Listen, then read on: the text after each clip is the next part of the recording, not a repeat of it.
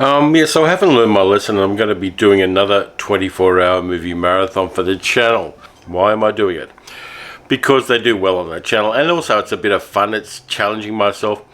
It's seeing whether I can keep my attention span of 24 hours on movies, and it's a way of clearing out the to-be-watched pile that I have of films. And with the lockdowns as we have them here in Victoria at the moment, it's a good way to kill the time. So the rules are a little bit different this time. I'm actually doing double features, so I'm doing 6 double feature movies.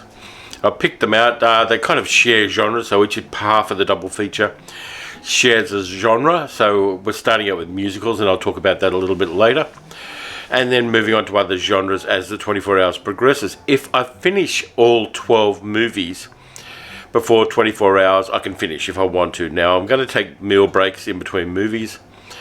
But if I do happen to get through them before then, and sometimes they're a bit shorter than 2 hours, I can kind of cut myself some slack and go to bed.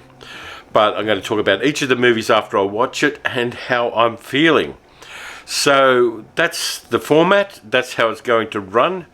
The weather is still pretty shitty. It's 4 degrees centigrade here, which I know is not very low in some countries, but for us it's very low. And I've got enough food to last me the distance, so might as well get on with it. After, of course, and this is going to be the thing that sees me through, espresso cups. Cheers. Gotta love a good coffee. Okay, first movie time, and I'm going to announce the first 2 movies because they're in a double pack of DVDs. There we go. West Side Story from 1961, and from 1955 we've got Guys and Dolls. This one, West Side Story, is going to be remade by Steven Spielberg because of course it is. I'm tempted to swear, but I think remaking certain movies is just superfluous. It's kind of like remaking Casablanca. Why would you bother? And I think that a musical as groundbreaking as West Side Story is in that category. Why would you bother? Don't remake things. Don't keep telling the same stories. Tell the next story. Tell us the next thing that's coming along. Tell us something new from a new viewpoint from new filmmakers. That's always going to be my attitude. But anyway, I'm going back to the original gangster here, and I'm going to enjoy West Side Story as the first movie of the 24-hour session. See you after that.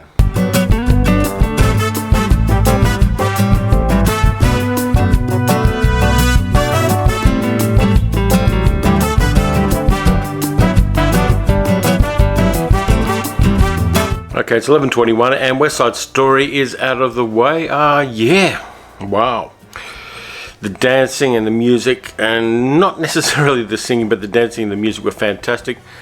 The movie was directed by 2 people, Jerome Robbins, who directed the original stage production on Broadway, and Robert Wise, who did The Day the Earth Stood Still. Not that keen on Robert Wise as a director. I always found him kind of ordinary.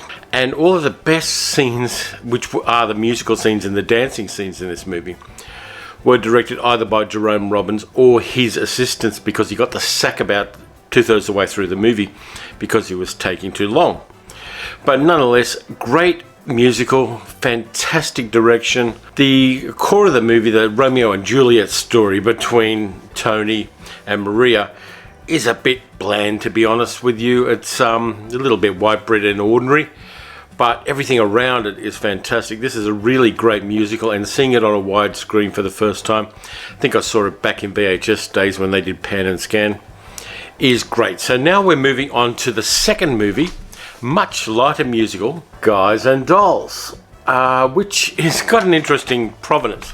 It's actually got a connection to West Side Story, because Guys and Dolls stars Frank Sinatra and Marlon Brando. And at the time West Side Story was being made, Marlon Brando was in a relationship with Rita Moreno, who plays Anita in West Side Story. And there's actually a moment where she does a Marlon Brando impression in the movie. But anyway, Guys and Dolls, based on the stories by Damon Runyon and the musical that came out in Broadway in the late 1940s.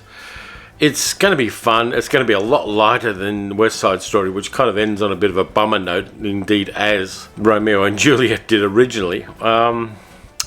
Yeah, so I'm going to move on to that. I'll probably start that one at about 11:30, so I'll give myself a 7-minute break, and then do Guys and Dolls, and I'll come back to you after that.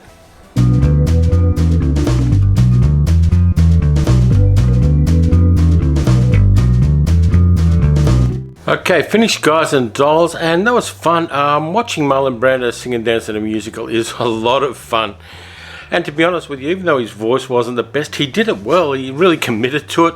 Sinatra was good, the music was good. I liked the musical a lot. Michael Kidd's choreography was on point, so yeah, it was really good. And also, while I was watching that, we had a mail delivery, and here's what I got. It's a mask made by a good friend of the channel, Miss Jane, who's one of the Patreon supporters. And yeah, it looks good, doesn't it? So yeah, I've got a mask now that fits well. Let me do some exercise while I'm in lockdown, if I can ever get it off my ears. And so we move on to the second double feature of the 24 hours. This time it's Westerns. I've got 2 Westerns from 1966. And we're starting out with a spaghetti western, which is kind of a pejorative term these days, but I'm not sure there is another term for it. It was directed by Sergio Corbucci, and it is Burt Reynolds in Navajo Joe. Haven't seen this one before, but I'm looking forward to seeing it. Like a bit of violent action, and westerns are a bit of fun. So the second double features are going to be westerns. Running a little late on time too. It's now almost 2 p.m, which means we're 5 hours in, so I'm about an hour behind, but these westerns are slightly shorter than the 2 musicals I've done already, so I should catch up a little time after I watch the Bang Bang movies. See you after that.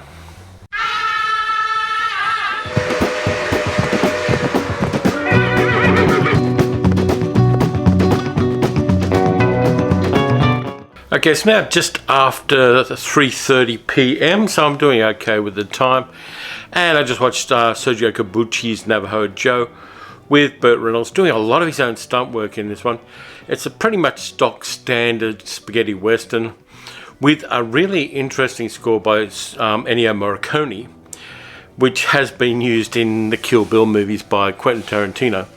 So it was familiar to me, but it's got a couple of nice grace notes and nice moments in it. I believe Burt Reynolds did the movie because he thought he was going to be working with Sergio Leone, but ended up working with Sergio Corbucci, which is kind of interesting.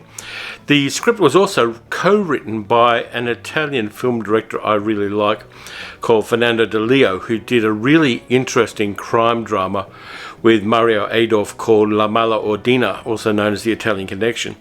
So it was interesting. He had involvement in this one. It's filmed in the south of Spain, like a lot of spaghetti westerns were. And Corbucci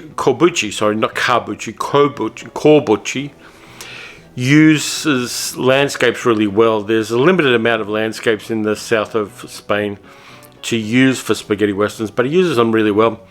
Uses negative space really well in some of the action shots, and yeah, it's worth checking out if you get a chance to, Navajo Joe. So that one is now under the belt, and it's time for the second western made in 1966, which was directed by Ralph Nelson, and it is Dior Diablo with Sidney Poitier and James Garner.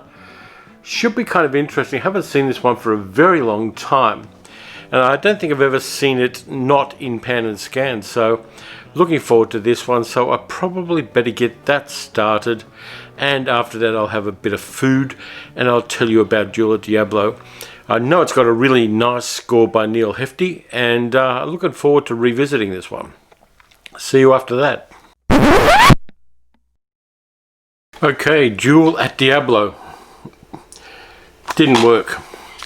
The disc glitched and I wasn't able to play it, so I had to find another western to enjoy instead. And I found one, and it's pretty damn good. It's from 1956, not 1966. And it was directed by a guy called Delmer Daves. It stars Glenn Ford, it's Rod Steiger, Charles Bronson's in there as well, and Ernest Borgnine, and it's Jubal. Now,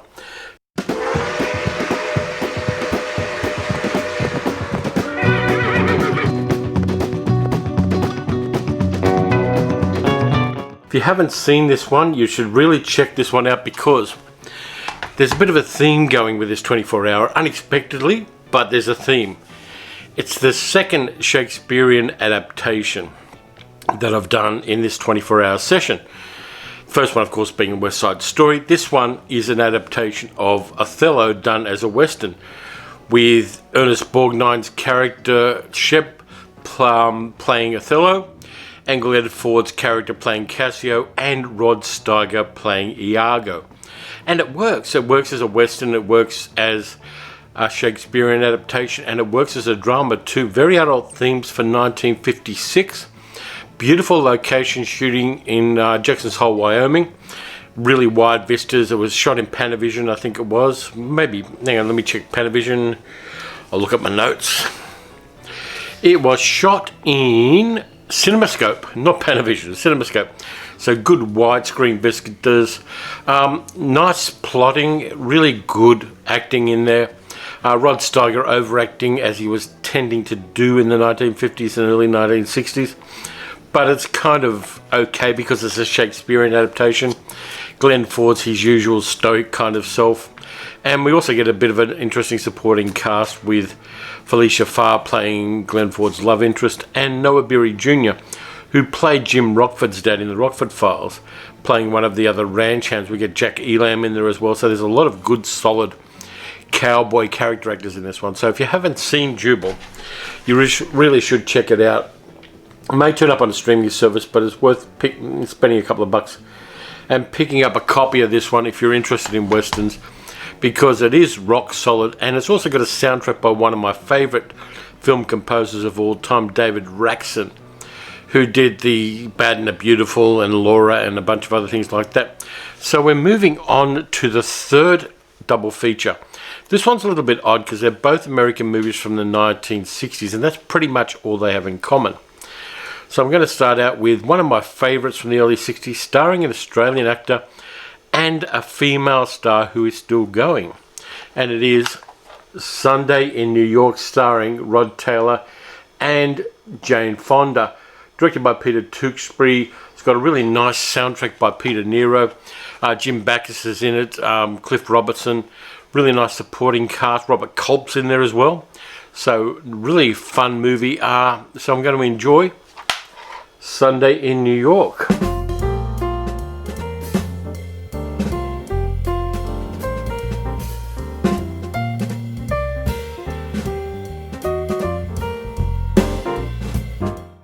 As you can see, it's all dark outside. The noise you can hear in the background perhaps is the dishwasher. But Sunday in New York, it's a lot of fun. I like it a lot. It's a early 60s sex comedy farce. A little bit like an old-fashioned French farce. Rod Taylor's great. Jane Fonda's great. They've got a great chemistry together. It's romantic and sweet and fun and silly. And if you get a chance to see it, you really should. Sexual politics are a little bit different than they are now, but that's kind of okay. There's nothing really objectionable. You'll see more stuff that will piss you off if you watch something like, say, Revenge of the Nerds. But this one's one of my favourites. So I'm going with another 1960s movie.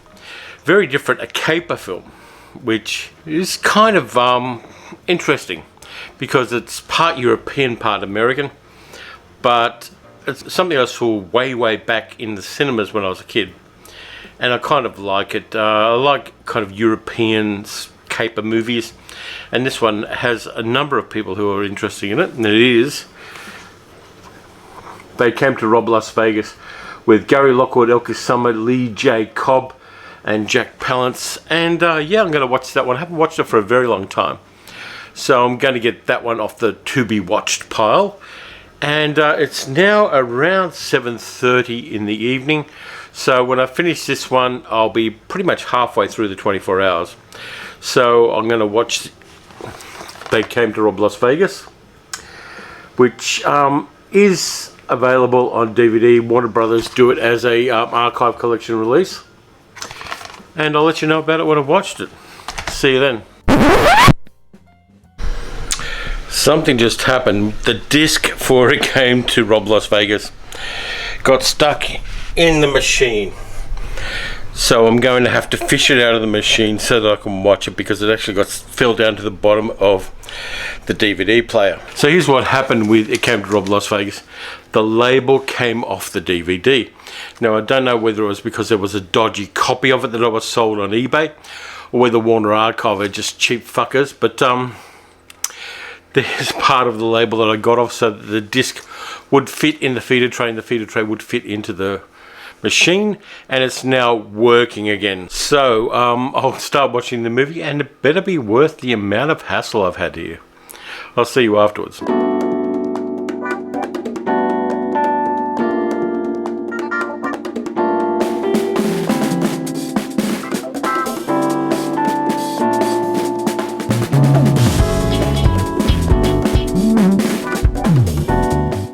So after that initial confusion, I got through They Came to Rob Las Vegas, and it's a nice little crime thriller about robbing the unrobbable armoured car.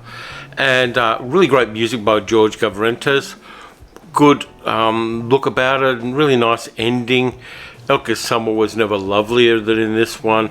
It shows a lot of Las Vegas as it was in the 1960s, and if you haven't seen They Came to Rob Las Vegas, you should check it out, because it's a little bit of a hidden gem and really cool. And of course Gary Lockwood, who stars in it, was also in Model Shop, the Jacques Demy movie that influenced in a lot of ways Quentin Tarantino's Once Upon a Time in Hollywood. So you've got to check this one out if you get a chance to. Now I've hit the halfway mark. I'm about an hour behind schedule because it's now almost 10 p.m. and I'm only halfway through. So what I'm going to do is hit the movies pretty hard from here on in. And the next one is a movie about which I know absolutely zero with the rim removed. And it's a movie called Horrors of Malformed Men. It's a Japanese horror film. Don't know anything about it. I picked it up on spec from a sale, and it's got subtitles, so I'm looking forward to this one. It's the first of a couple of movies I'm doing as a double feature. This one and a movie I know very well, but I'm going to check this one out now, and I'll let you know what I think after I do. But I'm going to have a coffee first, because everything is better with coffee.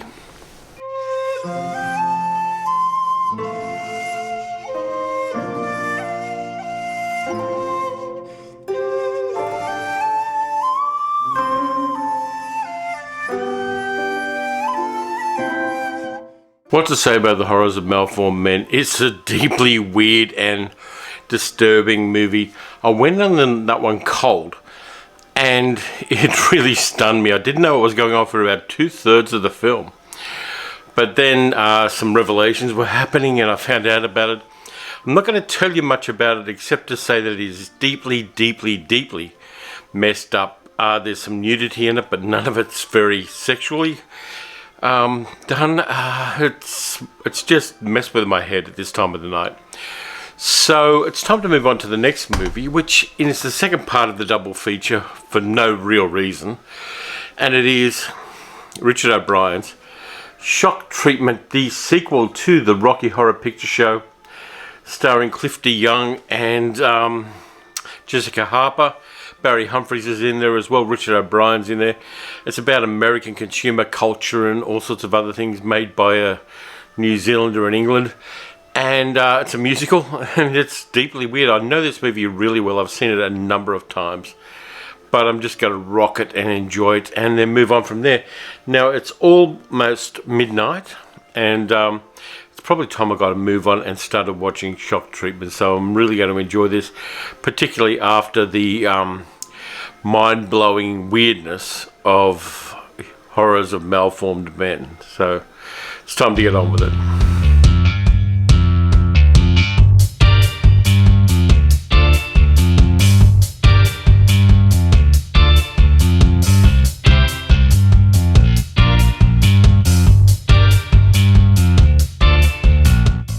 Shock Treatment, yeah, that took me back to the 80s when I was watching that in Canberra with a whole bunch of friends. We did it a number of times and had a lot of fun with it on VHS, so revisiting that was crazy good fun.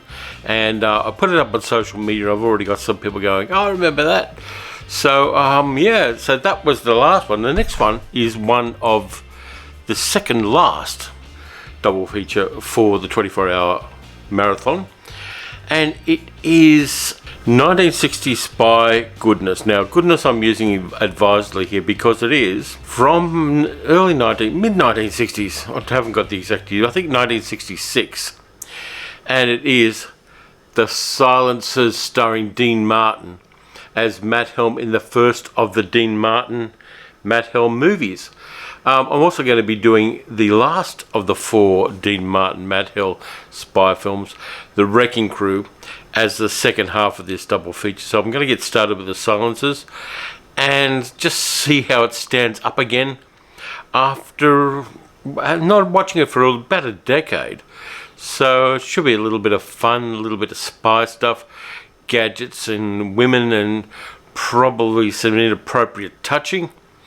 But we'll give it a go and see how it goes. See you after that.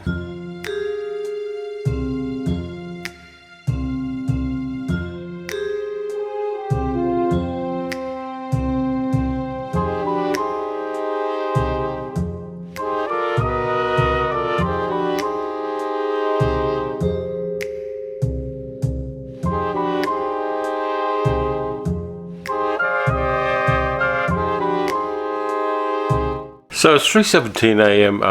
And I'm starting to get a little tired, to be honest with you.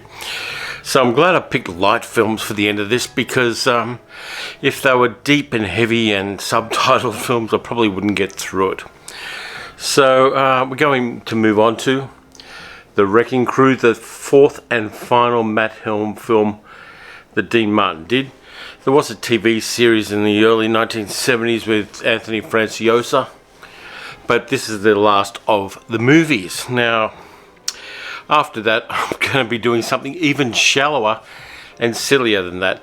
The Silencers was a bit of fun. It had Sid Charisse in it, had Stella Stevens, Dahlia Larvey, who turned up in so many spy movies in the 1960s it was ridiculous, and Victor Buono playing Yellowface. Now, in the 1960s, people didn't care about people of non-Asian ethnicities playing Asian characters, but it kind of jars a little bit now. Victor Buono, really interesting actor. He did comedy monologues apart from acting. He was King Tut in the 1966 to 1968 Batman TV series. And he was an out gay man and apparently very, very successful romantically, in spite of being a very, very large man. But anyway, we're moving on to The Wrecking Crew, which has got one real advantage on it, apart from Sharon Tate and Dean Martin and things like that. The fight choreographer, as you would have known from watching Once Upon a Time in Hollywood, was Bruce Lee.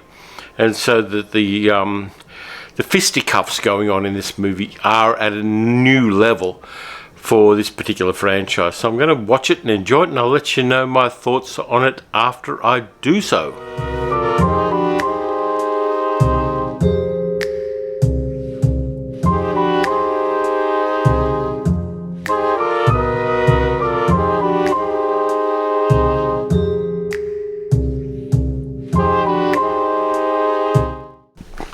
So I'm getting to the last 2 films now, and I am quite tired, to be honest with you.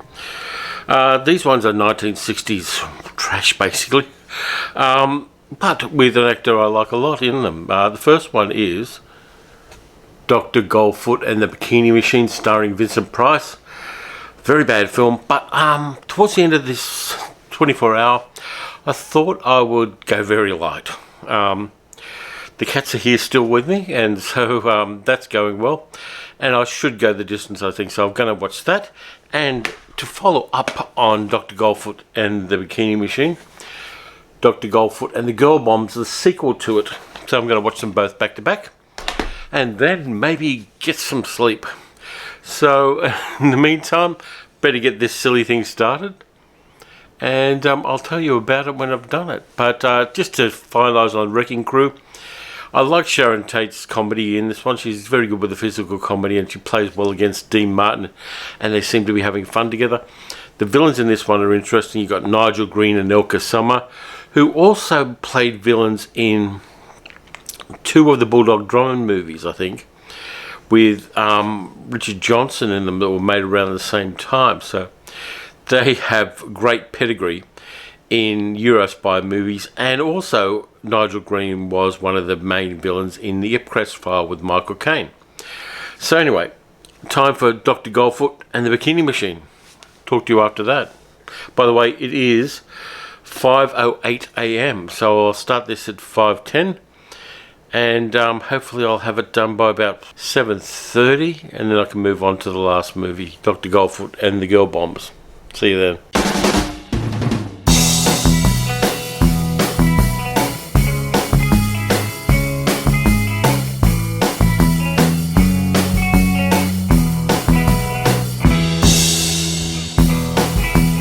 It is now officially 6:32 a.m. and I'm questioning the sanity of doing this. Dr. Goldfoot and the Bikini Machine was horrible. It's kind of like Westworld for dummies. It is bad. The music's okay.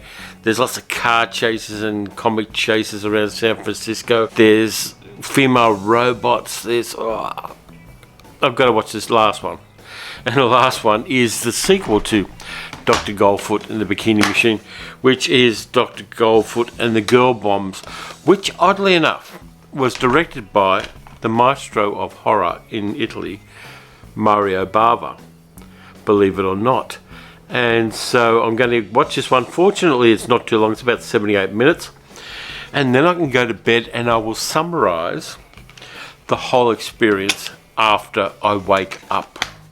So it's on for the last one, Dr. Goldfoot and the Girl Bombs, and then I will rest. By the way, Dr. Goldfoot and the Bikini Machine was incredibly popular, but not in America. It was popular in Italy, which is why this one was made in Italy with Italian comedians in it. And I'm going to watch it and just see if it's as bad as I remember it being, basically. So I'll see you after that.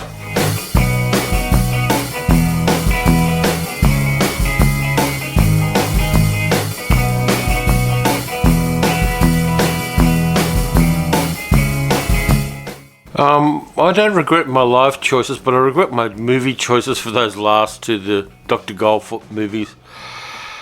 They were a drag. They were just so bad as comedies that it really made my ass drag at the end of it. Any comedy that gets so bad that they have people in undercrank footage racing around cheap amusement parks chasing each other is not something you want to see after 23 hours of watching movies in a row. I'm going to bed. I will summarize this whole 24 hours when I've got some rest. As you can see, the sun's up, so I've done it all. It's actually 1 hour short of 24 hours, but I've been up for 24 hours now, and I've done all 12 movies. So I'll see you guys later. I just need to, have a deeper, meaningful relationship with a pillow. Rock-a-bye baby on the treetop. When the wind blows, the cradle will rock. When the bough breaks, the cradle will fall. But mother will catch you, cradle and all.